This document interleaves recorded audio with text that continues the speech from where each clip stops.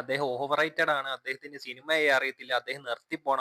ചിലവരൊക്കെ ഉപദേശമാണ് അദ്ദേഹം എൽസ്യു ചെയ്തിട്ട് മതി. Hello guys, welcome back to another video സുഹൃത്തുക്കളെ. ഇന്നത്തെ വീഡിയോ ഗൈസ്, നമ്മൾ എപ്പോഴും പറയുന്ന മോട്ടിവേഷൻ വീഡിയോ അതോ വ്ളോഗോ ഒന്നുമല്ല. അത് പറയുമ്പോൾ ഞാൻ അങ്ങനെ അധികം മോട്ടിവേഷൻ ആപ്പാട് 2 വീഡിയോസ് ആണ് ഞാൻ ചെയ്തിട്ടുള്ളത്. 2 motivation video, 2 vlogging video. But അതൊന്നുമല്ല ഗൈസ്, ഇന്നൊരു ഇൻട്രസ്റ്റിംഗ് സബ്ജക്റ്റ് ആണ്.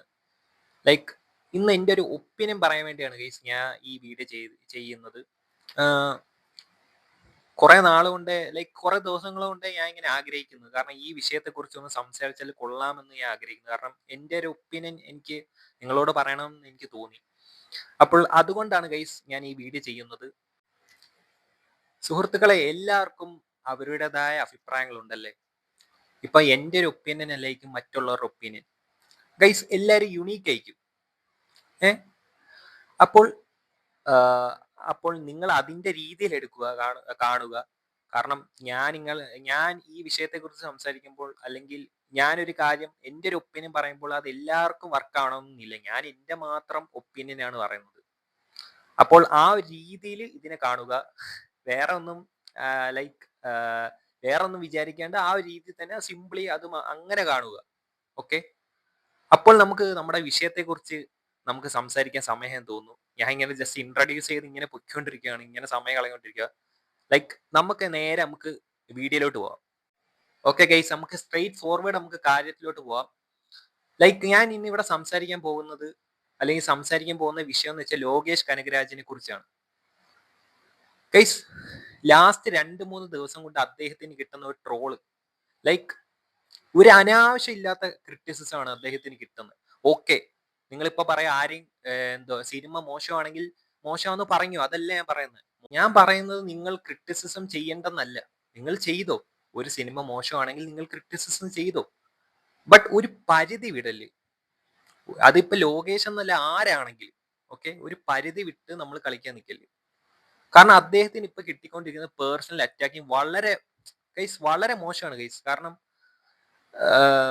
അദ്ദേഹം നമുക്കറിയാം, നമുക്ക് എല്ലാവർക്കും ഇഷ്ടപ്പെട്ട ഒരു ഡയറക്ടറാണ് ലോകേഷ് കനകരാജൻ. കാരണം അദ്ദേഹത്തിന് വലിയൊരു ഫാൻ ബേസ് ഉണ്ട് നമ്മുടെ കേരളത്തിൽ. നമുക്കറിയാം, നമ്മുടെ കൈദിയിലൂടെയാണ് ഗൈസ് അദ്ദേഹം, അല്ല അതിന് മുമ്പേ ഒരു ഗൈസ് ഓഫ് കോഴ്സ് അതിന് മുമ്പേ ഒരു സിനിമ ഇട്ടുണ്ട്. ബട്ട് കൈദിയിലൂടെയാണ് അദ്ദേഹം അറിയപ്പെടുന്നത്. കൈദ ചെയ്ത്, പിന്നെ നമ്മുടെ വിക്രം ചെയ്ത്, ലിയോ ചെയ്ത്, അങ്ങനെ മാസ്റ്റർ ചെയ്ത്, ഓക്കെ, ഇങ്ങനത്തെ സിനിമകളൊക്കെ കണ്ട് നമ്മൾ ഇഷ്ടപ്പെട്ട് നമ്മൾ ആ സമയത്ത് ഞാൻ കുറെ പേരുടെ വീഡിയോ കണ്ടിട്ടിരിക്കുകയാണ് ഗൈസ്.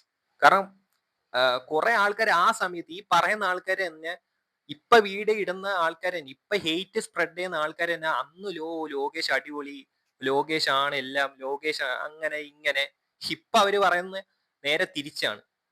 ഇതിൽ നിന്ന് നമുക്ക് വേറൊരു കാര്യം നമുക്ക് മനസ്സിലാക്കാൻ പറ്റും. കാരണം ഇപ്പം എത്ര ഒരു 10-15 വട്ടം ജയിച്ചെന്ന് പറഞ്ഞിട്ട് കാര്യമില്ല, ഒരു വട്ടം നമ്മൾ വീണ നമ്മളെ ക്രൂശിക്കാൻ പല ആൾക്കാരും കാണും. ഇങ്ങനെ നമ്മളെ നേരത്തെ പൊക്കി വെച്ചവരെ തന്നെ ഒറ്റ തള്ളിയും താത്തിയിട്ട് കളയും. അങ്ങനത്തെ ഒരു ഇതായിരിക്കും.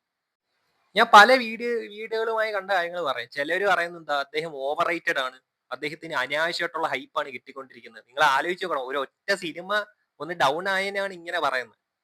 പിന്നെ ചിലര് പറയാന്ന് വെച്ചാൽ പരിപാടി നിർത്തി പൊക്കിയോ, ഒരു സിനിമ കണ്ടിട്ടാണ് പറയുന്നത് കേട്ടാ, പരിപാടി നിർത്തി പൊക്കിയോ.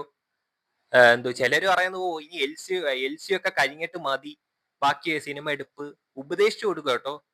എന്താണ് സുഹൃത്തുക്കളെ ഇത്, എനിക്ക് മനസ്സിലാവുന്നില്ല. കാരണം സത്യം പറഞ്ഞ ശരിയായിരുന്നു. കാരണം ആ സമയത്ത് ഇത്ര പൊക്കി പറഞ്ഞവരെ അതേ ആൾക്കാരെ തന്നെയാണ് ഇപ്പൊ താത്തി പറഞ്ഞുകൊണ്ടിരിക്കുന്നത്.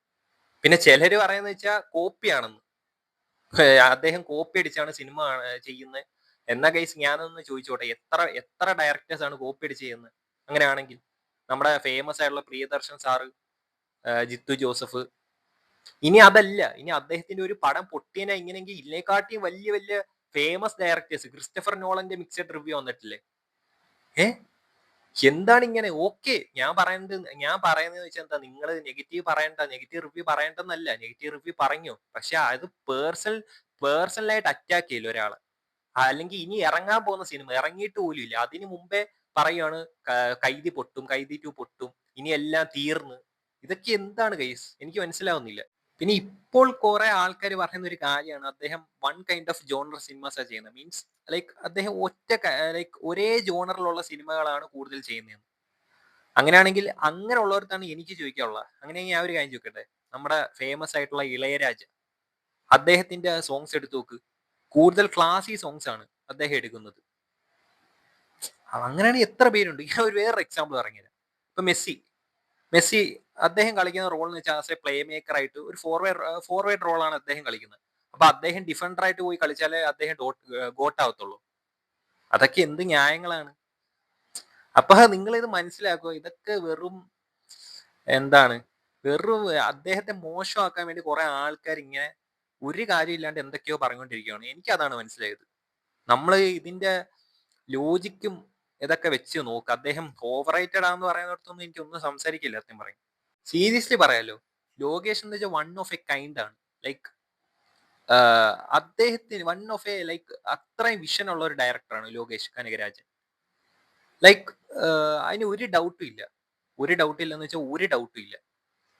അദ്ദേഹം തന്നിട്ടുള്ള സിനിമകളൊക്കെ ലൈക്ക് മാസീവാണ്.